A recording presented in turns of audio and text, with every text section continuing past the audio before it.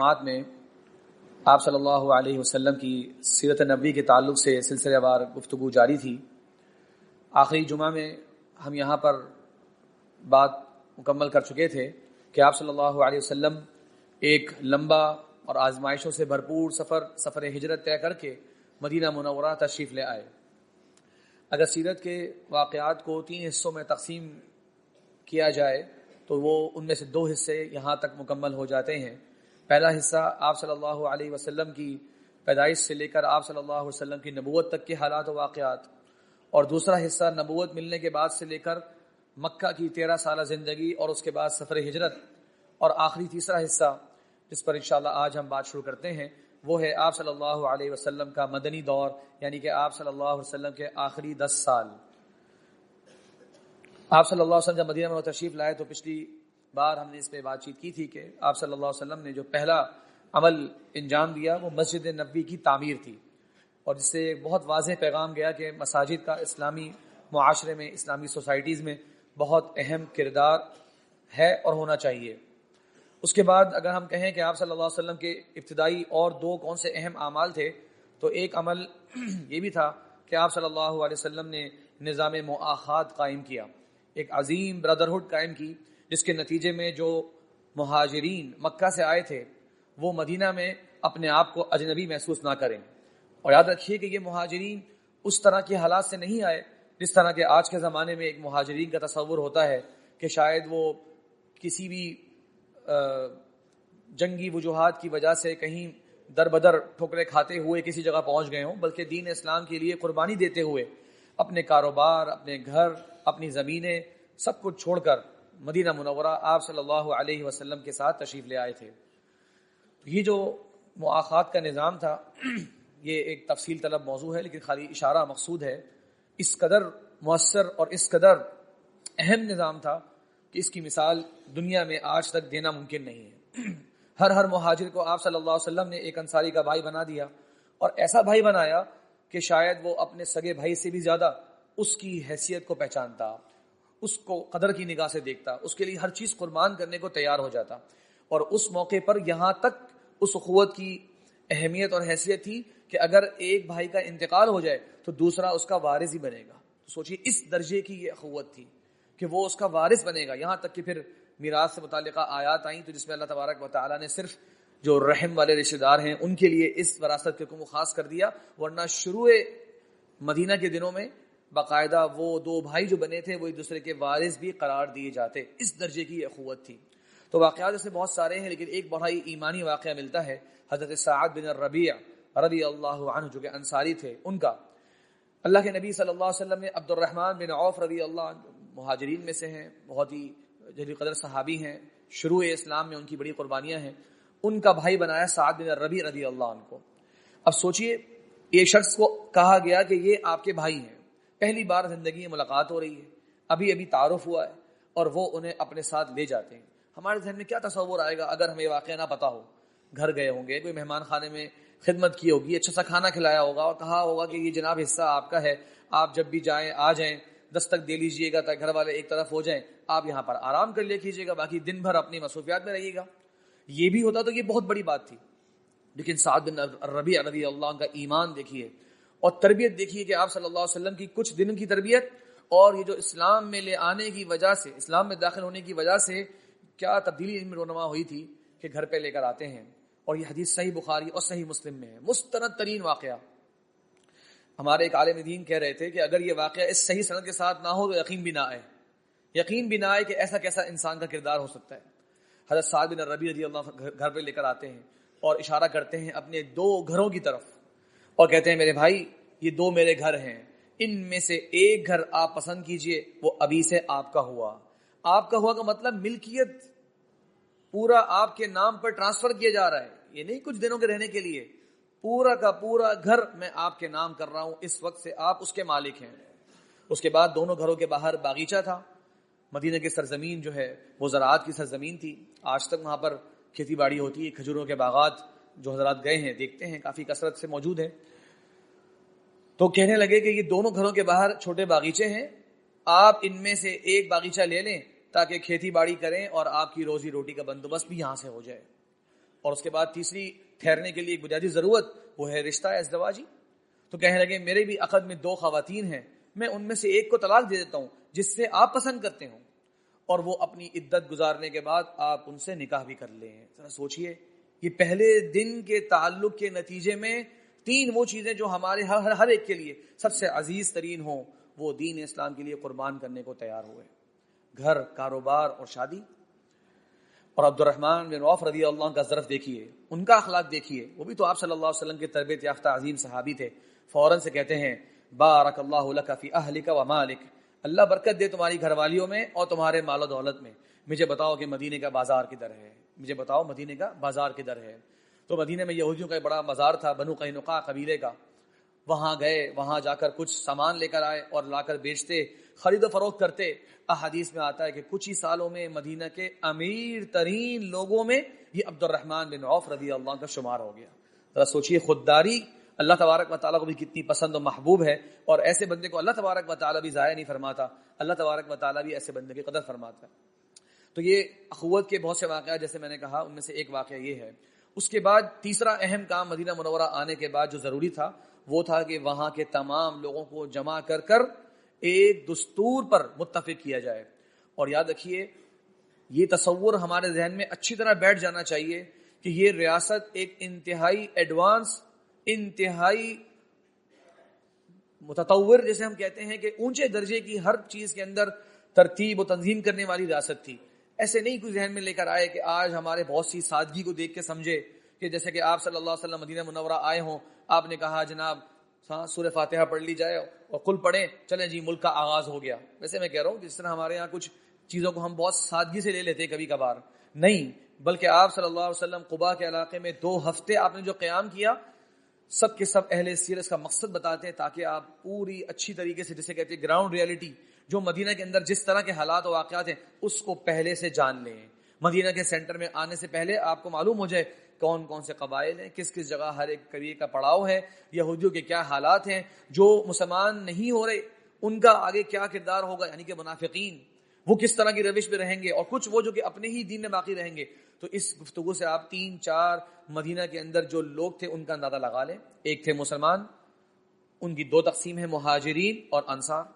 دوسرے وہ تھے جو منافقین تھے, یعنی کہ دیکھا کہ اب مسلمانوں کا دور آنے والا ہے, اب یہاں پر حکومت ان کے تحت رہے گی, تو چلو ان کے ساتھ بظاہر جڑنے میں ہمارا کوئی نہ کوئی فائدہ ہوتا رہے گا, کوئی ذمہ داری مل جائے گی, کل کو کوئی فنڈ وغیرہ آئے گا تو اس میں ہمارا بھی حصہ پڑ جائے گا, وغیرہ وغیرہ.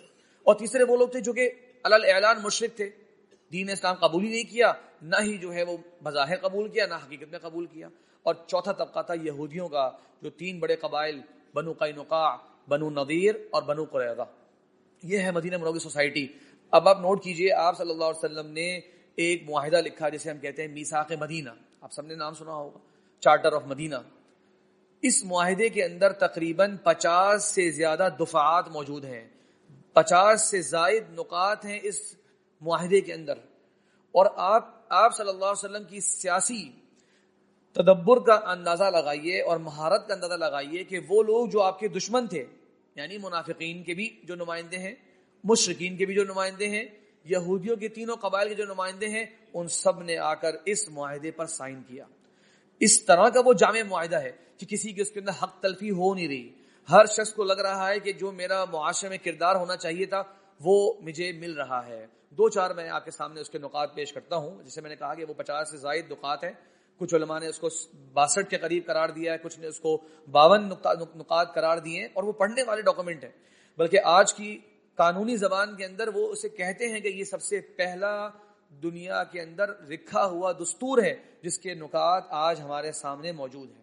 اس سے پہلے کے دساتیر ہوں گے مختلف قوموں کے, لیکن وہ لکھے ہوئے باقاعدہ طے شدہ پوائنٹس جس طرح آج ہمیں یہ ملتے ہیں, آج کسی اور قوم کے پاس ایسا کوئی ثبوت نہیں کہ ان کی قومیں بھی پہلے کچھ خاص آئین اور دساتیر کو فالو کرتی جس طرح اہل اسلام ثابت کر سکتے ہیں. تو جیسے ان میں سے یہ بات شامل تھی کہ مدینہ کا جو امن ہے وہ سب کی مشترکہ ذمہ داری ہے.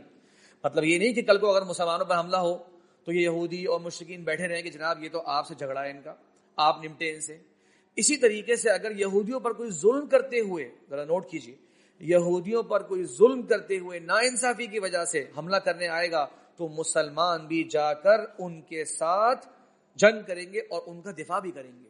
تو اس ملک کا جو امن ہے وہ سب کی مشترکہ ذمہ داری ہے. کوئی یہ نہیں کہہ سکتا کہ جناب یہ آپ کا معاملہ ہے، بس اللہ یہ کہ وہ ظالم ہو، جو ظالم ہے پھر وہ اپنے کیے کا جو ہے ذمہ دار ہے.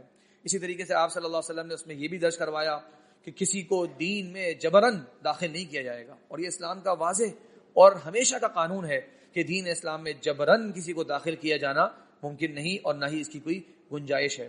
اور ایک اور بڑا اہم پوائنٹ سمجھیے آج کے حساب سے بھی ہے، وہ یہ تھا کہ قریش کے ساتھ کسی قسم کی کوئی تجارت نہیں ہوگی. یہ سب کے سب اس سے متفق ہیں. یہودی یہ نہیں کہہ رہے کہ جناب ان سے جھگڑا تو آپ کا ہے، آپ لوگ جانیے اور قریش جانے، ہمارا ان سے کیوں جھگڑا کرایا جا رہا ہے. نہیں، ذرا غور کریں کہ سوسائٹی کا ایک طبقہ جس کے خلاف قریش نے جنگ کا اعلان کر دیا ہو، اگر دیگر سوسائٹی کے طبقات انہی کے ساتھ ٹریڈنگ کرتے رہیں گے تو وہ گویا انہیں دعوت دے رہے کہ آؤ اور ہمارے اس طبقے کو قتل کر دو، ہم تمہیں سپورٹ کر رہے ہیں کہ تم آؤ اور ہمارے ہی ان ساتھیوں کو جو ہمارے ساتھ مشترک ہیں اس ملک میں انہیں تم جا کے مار دو. تو یہ کیسے عقلاً کیسے ممکن ہے کہ اس چیز کو الاؤ کیا جائے؟ بے شک تمہارا جھگڑا ان سے نہیں ہے، لیکن جو کہ جنگی لوگ ہیں ان کے ساتھ کسی قسم کی ٹریڈنگ آپ نہیں کر سکتے. پھر بنو عوف قبیلہ تھا بہت بڑا، اس میں یہودی بھی بہت سارے ان کے ساتھ کسی چیز میں مشترکہ آیا کرتے تھے. آپ صلی اللہ علیہ وسلم نے ان کی ذمہ داریاں، ان کے حقوق بیان کی. بہرحال جیسے میں نے کہا کہ یہ پڑھنے والا اور سمجھنے والا ڈاکومنٹ ہے کہ ہمیں حیرانی ہو جائے کہ آپ صلی اللہ علیہ وسلم نے کس سیاسی تدبر کے ساتھ ان چیزوں پر ان تمام لوگوں کو متفق کیا، اور جس سے آپ صلی اللہ علیہ وسلم کا ایک عظیم عالمی لیڈر ہونے کا جو تصور جو ہم لوگ بات کرتے ہیں وہ آپ کے سامنے خالی ان پوائنٹس کو پڑھ کر ہی آ جائے گا کہ کس انداز سے آپ صلی اللہ علیہ وسلم نے لوگوں کو اس پر جمع کیا. خیر، اس کے بعد مدینہ منورہ کی زندگی شروع ہوتی ہے. شروع ہی میں آپ صلی اللہ علیہ وسلم نے جب مسجد نبی کی تعمیر کر لی تو صحابہ نے کہا یا رسول اللہ اب لوگوں کو کس طرح بلائیں گے نماز کے لیے؟ تو یہودی اور کرسچنز اس زمانے میں جو چیزیں استعمال کیا کرتے تھے، کوئی سین کے ذریعے پکارا کرتے جس سے آواز بلند ہو جایا کرتی، کچھ جو ہے وہ گھنٹہ بجایا کرتے. تو اس پہ رائے ہوئی، لیکن پھر حضرت اللہ کے نبی صحابی عبداللہ ابن زید انصاری رضی اللہ عنہ انہیں خواب کے اندر اذان کے الفاظ بتائے گئے. وہ اللہ کے رسول آتے ہیں، بولتے ہیں یا رسول اللہ مجھے یہ الفاظ سکھا رہا ہے کوئی شخص اذان میں. آپ صلی اللہ علیہ وسلم فرمایا کہ جاؤ یہ بلال کو یہ الفاظ سکھا دو، وہ ان کی آواز تم سے بلند ہے، وہ لوگوں کو اذان کے لیے بلایا کریں گے. اس طرح سے مدینہ منورہ میں اذان کا عمل شروع ہوتا ہے. جب انہوں نے اذان دی تو حضرت عمر بن خطاب رضی اللہ عنہ تیزی سے گھر سے جو ہے وہ تشریف لاتے ہیں اور کہتے ہیں کہ یہ وہ الفاظ ہیں جو آج مجھے بھی خواب میں دکھائے گئے ہیں. گویا آپ صلی اللہ علیہ وسلم نے جو اس صحابی کے عمل سے مسئلہ اخذ کیا تھا، اللہ تبارک و تعالیٰ نے کئی سارے صحابہ کرام کو الفاظ دکھائے تھے. اس طرح سے مدینہ منورہ میں اذان کا عمل شروع ہوتا ہے. پہلے سال کے اندر جہادی فرض ہو گیا. قرآن کی آیت ہے اذن للذین یقاتلون بانہم ظلموا. اب ایک اسٹیٹ بن چکی ہے، اب ایک ریاست قائم ہو چکی ہے. ریاست کے ذریعے جہاد کا عمل منظم محکم انداز میں قائم ہو سکتا ہے. اسی لیے اس موقع پر اللہ کی طرف سے بھی اس بات کی آیات نازل ہو گئی کہ اذن للذین یقاتلون. اللہ تعالیٰ نے پرمیشن دے دی ان کو جن کے ساتھ قتال کیا گیا، بانہم ظلموا کہ ان کے اوپر ظلم کیا گیا. تو گویا اب وہ اپنے ظلم کا بدلہ لے سکتے ہیں، اب دفاع اپنا کر سکتے ہیں. اس کے بعد دوسرے سال کے اندر رمضان کے روزے فرض ہوتے ہیں. مطلب اب آپ کہہ لیجئے کہ بتدریج اسلامی شریعت کے جو احکام ہیں وہ نافذ ہونا شروع ہوئے. اور یہ بڑی سادی سی بات ہے سمجھنے کے لیے کہ مکہ مکرمہ کے اندر تو اسلام کے کسی بھی عبادت کا کھل کر اظہار کرنا ممکن نہیں تھا. تو وہاں پر کیسے ایسی عبادات ان پر نافذ کی جاتی جس کا اظہار ہی کرنا نہیں ممکن؟ یہاں پر آ کر مدینہ میں اب ایک پرامن ریاست تشکیل پا چکی ہے. اب ٹھہراؤ کے ساتھ اسلام کی ساری تشریعات، سارے احکام ان کے نازل ہونے کا وقت آیا. اس لیے اسلام کی مکہ کی جو زندگی تھی وہ مضبوط ایمان کی بنیاد، بار بار اس کے پیغامات دینا، آخرت پر یقینوں کو مضبوط کرنا، گویا ایک گراؤنڈ تیار ہو جائے کہ جب مدینہ منورہ آئے تو سب چیزیں آرام سے تسلیم کرتے چلے گئے اور اپنی زندگی کے اندر شامل کرتے چلے گئے. دوسرا سال ہے اور اب یہاں پر جنگوں کا سلسلہ شروع ہوتا ہے. غزوات کا ذرا چیپٹر، اس کی ایک حکمت سمجھ لیجئے اور یہ بھی غور کیجئے کہ کتنا بڑا مشکل یہ مرحلہ تھا. یعنی کبھی کبھار ہم جب سیرت پڑھتے ہیں تو ذہن میں آتا ہے کہ مشکل ترین ٹائم مکہ کا تھا، اب مدینہ منورہ آ کے جناب ریاست مل گئی ہے تو معاملات آسان ہو گئے. ایسا ہرگز نہیں ہے. اب چیلنج کی نوعیت بدل گئی ہے. آپ سوچئے ایک قوم جیسے ہماری اگر ہم بات کریں تو 75 سالوں میں 77 سالوں کے اندر ہم کہیں گے کہ 3-4 جنگوں کی کوئی تاریخ ہے جو کہ ایک محدود ٹائم کے اندر ہوئی ہے. اس کے اندر بھی آپ جانتے ہیں مختلف طرح کی باتیں لوگ سنتے رہتے ہیں، وہاں والے وہاں کی باتیں کریں گے، ہم یہاں کی باتیں کریں گے، لیکن پھر بھی لگتا ہے کہ ہمیں بڑے چیلنج کا سامنا کرنا پڑا. سوچئے آپ صلی اللہ علیہ وسلم کی یہ 10 سالہ زندگی کے اندر کتنی جنگی مہمات ہوئی. صرف جنگیں جو لڑی ہیں جس میں آپ صلی اللہ علیہ وسلم خود شریک ہوئے ہیں ان کی تعداد 23 ہے یا 27 ہے. 27 باقاعدہ جنگیں ان 10 سالوں میں آپ صلی اللہ علیہ وسلم اس میں لیڈ کر رہے ہیں. اور ایک لفظ کہتے ہیں سریہ. سریہ کا مطلب ہوتا ہے کہ ایک لشکر روانہ کر دیں آپ صلی اللہ علیہ وسلم کسی ذمہ داری کو انجام دینے کے لیے. ان کی تعداد 70 سے متجاوز ہے. تو 100 کے قریب جنگی مہمات ہو رہی ہیں ان 10 سالوں میں. سوچیے کس طرح کے چیلنج کا سامنا تھا اس چھوٹی سی اسلام کی ریاست کو، اور کس ہمت کے ساتھ اور کس استقامت کے ساتھ آپ صلی اللہ علیہ وسلم نے اور صحابہ کرام نے وہ وقت گزارا ہے اور اسلام کی پھر ریاست پھولی ہے، وہاں سے پھر آگے بڑھی ہے. لیکن شروع میں معاملات آسان نہیں تھے. تو اتنی بڑی تعداد کے اندر جنگی مہمات ہوئی ہیں. بہرحال پہلے جو جنگی مہمات ہیں اس میں جنگ ابوا کا ذکر آتا ہے، جنگ عشیرہ کا ذکر آتا ہے، اور بھی مختلف واقعات ہیں. مختصر تفسیرات اس کی احادیث کی کتابوں میں مل جاتی ہیں. میں بات کرنا چاہتا ہوں آج کے اس خطبے میں، جیسے کہ میں نے کہا ہم کچھ موضوعات کا انتخاب کر رہے ہیں جنگ بدر کے تعلق سے، جو کہ سب سے عظیم جنگ ہے. اور بدر کی بھی 3 جنگیں ہیں، یعنی بدر الاولی یا بدر الصغریٰ ہے، اس کے بعد بدر الکبریٰ ہے جس کے بارے میں ہم بات کر رہے ہیں، اور پھر ایک بدر الآخرہ ہے جو بعد میں بھی ہوئی. اور یہ اس کا بھی جواب ہے یہاں پر کہ بعض مرتبہ آپ پڑھیں گے کچھ علماء کہتے ہیں جناب 21 غزوات ہوئے، کچھ کہتے ہیں 23 غزوات ہوئے، اور کچھ کہتے ہیں جناب 29 27 غزوات. تو یہ فرق کیوں ہے؟ تو فرق کی وجہ یہ ہوتی ہے کہ ایک غزوے کو کبھی ایک سے زائد نام دے دیے جاتے ہیں. تو کچھ لوگ اس کو 3 نام یعنی کہ 3 غزوے کاؤنٹ کر لیتے ہیں. دیکھا جائے تو وہ ایک ہی غزوہ ہے. مثال کے طور پہ غزوہ خندق ہے، اسے غزوہ احزاب بھی کہتے ہیں. اب غزوہ بنو قریظہ جو اس کے فوراً بعد ہوا تھا، کچھ نے اس کو غزوہ احزاب میں ہی شامل کر دیا کیونکہ وہ اس کا حصہ تھا، کچھ نے اس کو الگ سے ذکر کر دیا. تو بہرحال یہ وجوہات بنتی ہیں. بعض مرتبہ کچھ غزووں کی تعداد میں اگر اختلاف ملے تو کوئی پریشانی کی بات نہیں ہے. جنگ بدر کا حاصل یہ ہے کہ آپ صلی اللہ علیہ وسلم اپنے مہاجرین صحابہ کرام کو 3-4 جنگی مہمات پر بھیج چکے تھے. اور یہ آپ صلی اللہ علیہ وسلم کی انتہائی حکمت والا فیصلہ ہے. کیوں؟ انصار کے اوپر اس وقت یہ بہت بڑا بوجھ کافی ہے کہ انہوں نے مسلمانوں کو اور نبی اسلام کو پناہ دے رکھی ہے، اور اس پریشر کو وہ اپنے اوپر لے کر رکھے ہوئے ہیں. تو کوئی چھوٹی جنگی مہمات میں جو روانہ کیا آپ صلی اللہ علیہ وسلم نے، وہ عبداللہ بن جہش کو قائد بنایا، یعنی کہ مہاجرین کو اپنے ساتھ شامل کیا. یہ پہلا موقع ہے کہ اللہ کے رسول صلی اللہ علیہ وسلم نے انصار سے کہا کہ قریش کا ایک بھرا قافلہ شام کی طرف جا رہا ہے اور ہمارا ارادہ ہے کہ اس قافلے کو جا کر نقصان پہنچائیں، تو تم میں سے بھی جو چلنا چاہتا ہے ساتھ چلے. تو اس طرح ایک کثیر تعداد میں انصاری صحابہ کرام بھی آپ صلی اللہ علیہ وسلم کے ساتھ روانہ ہو گئے. کہاں روانہ ہوئے؟ بدر کی طرف روانہ ہوتے ہیں. بدر ایک شہر ہے 160 کلومیٹر کے فاصلے پر آج مدینہ منورہ سے موجود ہے. اس کے بالکل ساتھ ہی جو ہے وہ ساحل سمندر ہے، ریڈ سی، بحر احمر جو ہے اس کا کنارہ وہاں پڑتا ہے. تو وجہ یہ تھی وہاں جانے کی کہ اس طرف سمندر ہے اور مدینہ سے بدر تک کا ایریا تقریباً مسلمانوں کے سامنے ہے. اور ایک اور بڑی وجہ جو مکہ والوں کے لیے ایک آزمائش بن گئی تھی وہ یہ کہ شام جو ہے وہ شمال کی طرف ہے، جو ان کا مین ٹریڈنگ سینٹر ہے جہاں پہ ان کی مختلف تجارتیں چلتی ہیں، قافلے ہر وقت جاتے ہیں، اور وہ راستے میں مدینہ سے ہی ہوتے ہوئے ان کو گزرنا پڑے گا.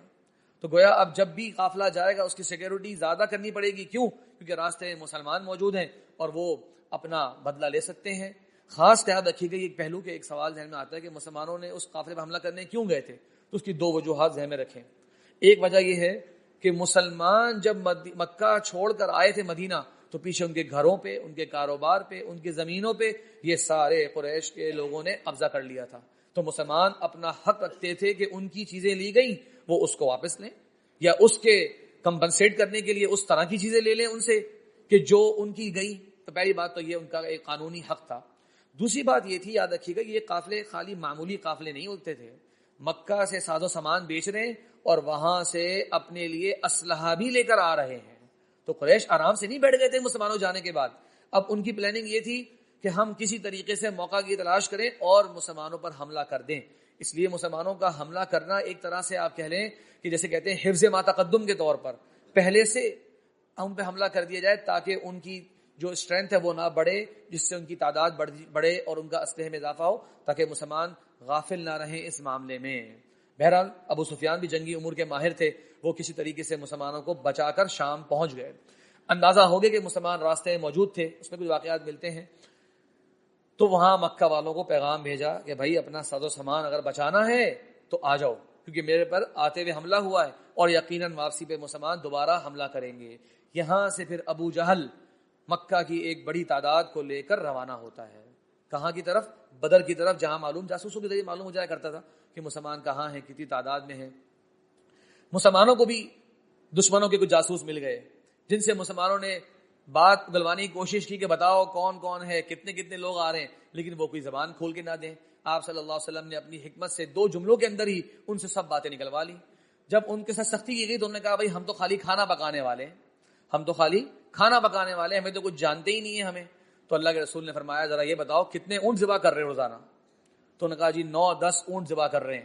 اللہ کے رسول نے فرمایا کہ ان کی تعداد 950 سے 1000 کے درمیان ہے۔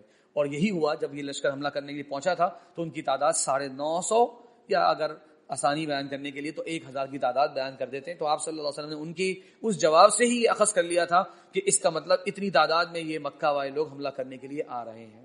بہرحال جب آتے ہیں بدر کے مقام پر 2 لشکر آگے آمنا سامنا ہوتا ہے، اور آپ جانتے ہیں قرآن مجید میں سورہ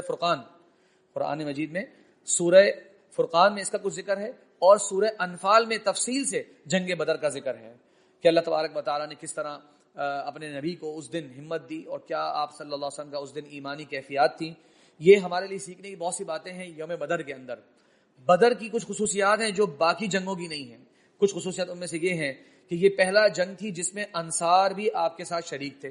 اب تک کہ جیسے میں نے کہا جنگی مہمات میں انصار نہیں گئے تھے، یہ پہلی بار شریک تھے۔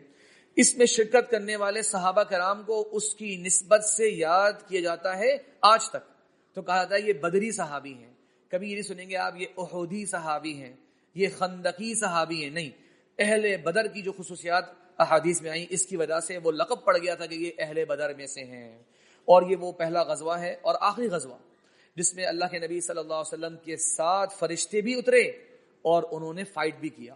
آپ کہیں گے یہ تو ہم نے سنا ہوا ہے کہ اور جنگوں میں بھی ہوا، ہاں یوم حنین میں بھی ہوا، جنگ احزاب میں بھی ہوئے، لیکن وہ فرشتے اترے تھے ایمان والوں کو ہمت دینے کے لیے، ایک سکون کے لیے، ایک مدد کے لیے، لیکن باقاعدہ قتال کرنا یہ صرف اور صرف جنگ بدر کے موقع پر ہوا۔ اور بھی بہرحال اس کی بہت زیادہ خصوصیات ہیں۔ مختصر واقعہ آپ کے سامنے ہے۔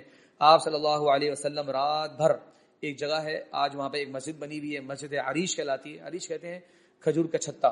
تو آپ صلی اللہ علیہ وسلم کے لیے ایک جگہ مختص کی گئی تھی۔ آپ صلی اللہ علیہ وسلم کا جو لشکر ہے وہ تو آرام کر رہا ہے یا جنگ کی تیاری کر رہا ہے، اور آپ صلی اللہ علیہ وسلم رو رو کر اللہ تبارک و تعالیٰ کے سامنے گڑ گڑا کر دعائیں کر رہے ہیں۔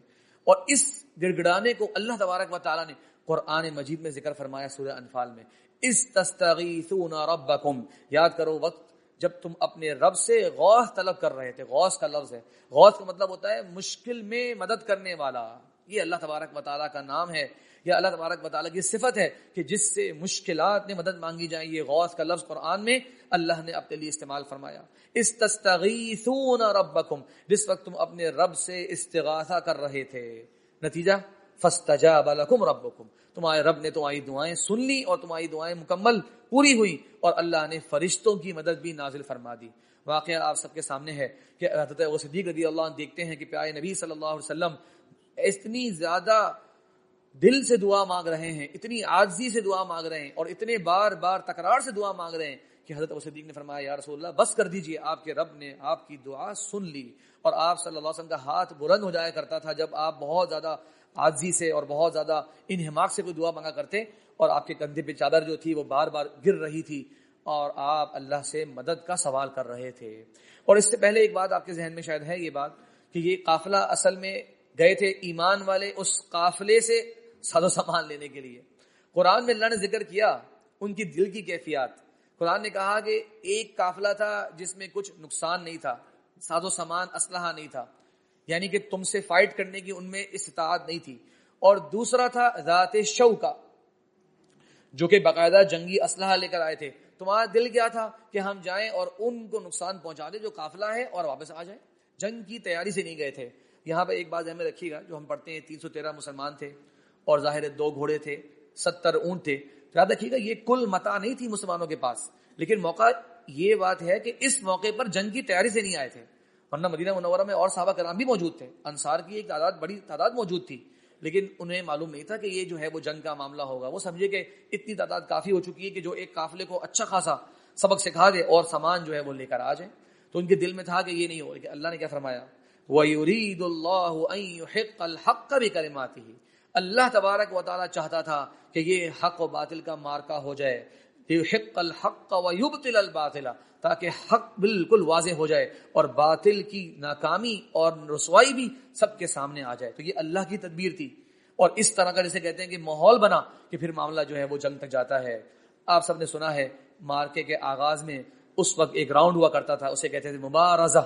3 لوگ اس طرف سے آگے بڑھتے, 3 لوگ یہاں سے آگے بڑھتے. پہلے 3 انصار کے لوگ آگے بڑھے تو آگے سے عتبہ, شیبہ اور ولید تھے. انہوں نے کہا کہ جناب تم لوگ بڑے طاقتور ہوگے لیکن ہمیں ہمارے لوگ چاہیے, یعنی جو مہاجرین مکہ سے آئے ہوئے ہم نے تو ان سے مقابلہ کرنا ہے. یہ بھی ایک طریقہ تھا اپنے آپ کو تیار ثابت کرنے کا. تو آپ صلی اللہ علیہ وسلم کے کیمپ کے اندر کوئی کمی نہیں تھی عظیم مجاہدین کی. آپ صلی اللہ علیہ وسلم نے فوراً سے اشارہ کیا, قم یا حمزہ, قم یا علی, قم یا عبیدہ. یہ آپ صلی اللہ علیہ وسلم کے قریب ترین لوگ اور آپ صلی اللہ علیہ وسلم کے سب رشتہ دار. حمزہ چچا آپ کے, رضائی بھائی بھی, علی رضی اللہ چچا کے بیٹے عظیم مجاہد اور آپ کے کزن اور آپ کے داماد, اور ساتھ میں عبیدہ بن حارث کی آپ کی پھپھی کے بیٹے. ان تینوں نے آگے بڑھ کے مقابلہ کیا. حضرت علی رضی اللہ عنہ نے پہلے وار میں ولید کو ختم کر دیا. حضرت حمزہ رضی اللہ عنہ نے پہلے وار کے اندر شیبہ کو ختم کر دیا. اور حضرت عبیدہ اور عتبہ ان دونوں کے وار ایک دوسرے کو لگتے ہیں. اور اس کا رول یہ تھا کہ اگر آپ نے مد مقابل کو مار لیا ہے تو پھر ساتھی کا بھی تعاون کر سکتے ہیں. ان دونوں نے پھر مل کر عتبہ پہ وار کیا جس سے وہ مارا گیا. مسلمانوں نے نعرہ تکبیر بلند کیا اور اس کے بعد مارکا شروع ہوا. اس مارکے کے اندر کفار کی جو بڑی صف اول کے لوگ تھے سارے کے سارے ہلاک ہوئے. اللہ تبارک و تعالیٰ نے اپنے نبی کی مدد فرمائی اور ابو جہل, امیہ بن خلف, اسی طریقے سے ابی بن خلف, عقبہ بن ابی معیط, یہ سارے کے سارے اس کفر کے سردار اللہ تبارک و تعالیٰ نے ان کو ہلاک کیا اور نیست و نابود کیا. تو 70 کافر اس جنگ میں مارے جاتے ہیں اور 70 قیدی بنا لیے جاتے ہیں اور باقی جو ہے وہ مدینہ کی طرف واپس دوڑ پڑتے ہیں. تقریباً 14 صحابہ کرام کی شہادت ہوئی جس میں آج بھی ان کی قبریں وہاں میدان بدر کے پاس ایک قبرستان ہے, وہاں پر ان کی قبریں موجود ہیں, جن میں سے غالباً 6 مہاجرین تھے اور 8 انصار تھے اور 1-2 شاید غلام جو مولا اس موقع میں کہلایا کرتے تھے, ان میں سے بھی ان کا تعلق تھا. تو بہرحال ایمان والے جو ہے وہ فتح کے بعد مکہ مکرمہ میں نازل ہوتے ہیں, واپس آتے ہیں. ایک واقعہ میں آخر میں سنانا چاہتا ہوں آپ کو جس سے اندازہ لگائیے ایمان والوں کا کیا مضبوط رشتہ آپس میں ہوا کرتا تھا. جب جنگ ختم ہو گئی, حضرت عباس رضی اللہ میں قیدی بنائے گئے, ان کے بھی کچھ واقعات ہیں, کچھ دلچسپ واقعات بھی ہیں.